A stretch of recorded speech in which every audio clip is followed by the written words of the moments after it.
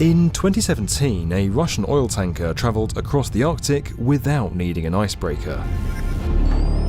That's a huge deal. The journey connected Asia to Europe in just 19 days, far shorter than the 48 days it normally takes for ships to go from China to Europe's largest port in Rotterdam. That's right, our warming climate is melting the ice caps and has made this patch of ocean available for the first time in human history, making it easier for us to transport the fossil fuels that caused the ice to melt in the first place. It's an irony-heavy ocean trade route we've never had before, and right now Russia is in the middle of a massive construction drive to lay claim.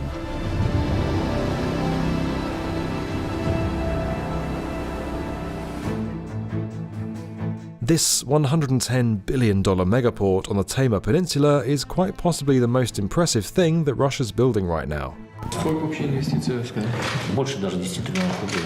В конечном итоге где-то по 2% ВВП. Это приведет к росту на 2% ВВП страны ежегодно. Dubbed the biggest project in the modern-day global oil industry, it'll house the country's largest Arctic oil terminal, and it's so huge and so remote that state-owned oil company Rosneft will first have to build the infrastructure needed just to get to the site.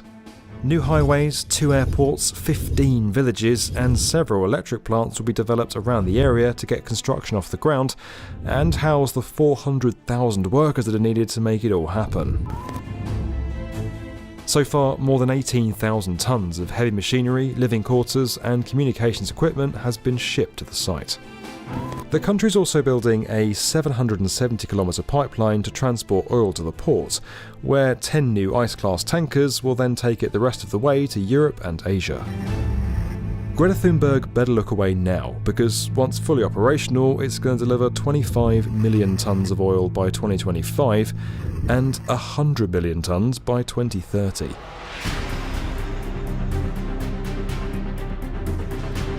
It's worth pointing out that while the costs of this undertaking seem enormous, they pale in comparison to the profits that are set to be generated. And this megaport is only one part of a larger development scheme in the region. The Russians have long seen the potential of the Arctic. In 2007, they sent a very cold diver down to the bottom of the Arctic Sea to plant a flag at the North Pole. Then in 2019, the country announced its Northern Sea Route Development Plan.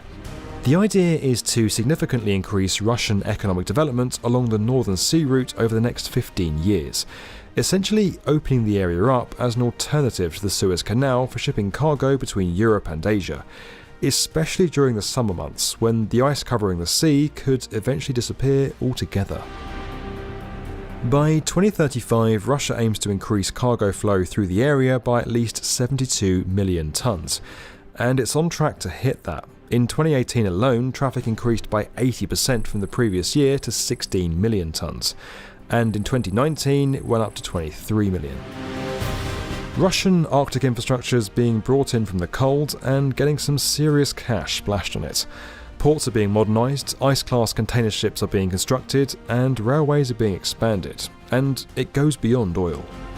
Russian state-owned energy company Rosatom, along with UAE-based DP World, are co-developing new ports at Murmansk and Vladivostok on either side of the route. They're being specially designed to transfer cargo off ice-class ships and onto ordinary vessels.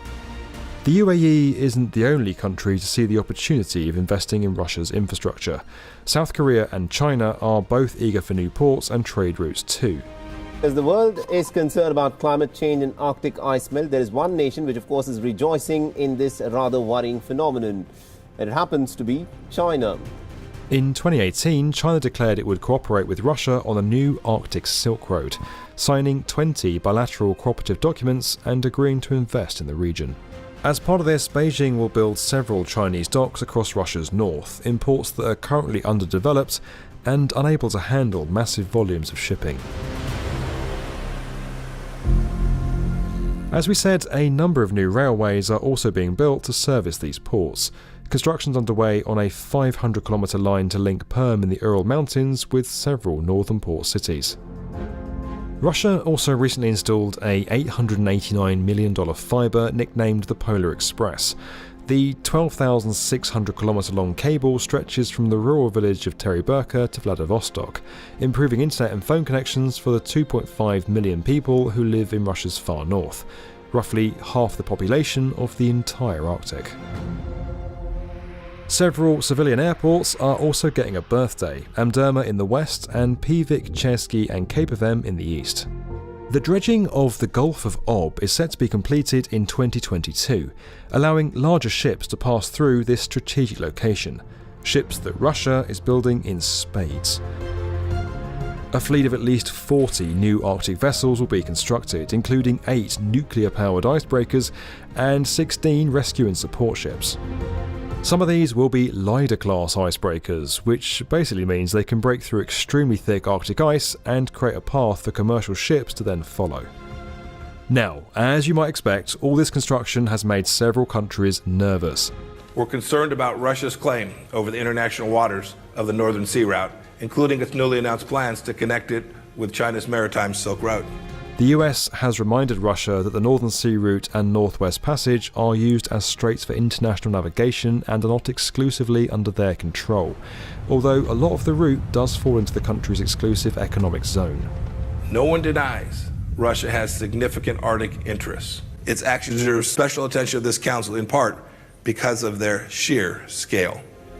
Russia's also dependent on foreign investment to fund much of this new infrastructure, relying on other countries who would greatly benefit from an alternative to the Suez Canal. Now, the country's always maintained that its new oil megaports will be environmentally friendly and that they have a very small hydrocarbon footprint. The oil installations will reportedly be powered by wind turbines. But building new oil infrastructure is not really what the world needs right now, and several environmental groups have campaigned against these projects. Parts of the oil fields are located within a protected nature reserve, and construction could damage the Arctic wildlife there. Russia's the world's 4th largest emitter of greenhouse gases and ratified the Paris Agreement in 2019. Now it's committed to reaching net zero carbon emissions by 2060. Although it's yet to agree to phase out coal and methane emissions over the next decade. One thing's clear, as we progress through the 21st century and sadly see less and less ice in the Arctic, the world is going to change in more ways than we expect. If you enjoyed this video and you want to get more from the definitive video channel for construction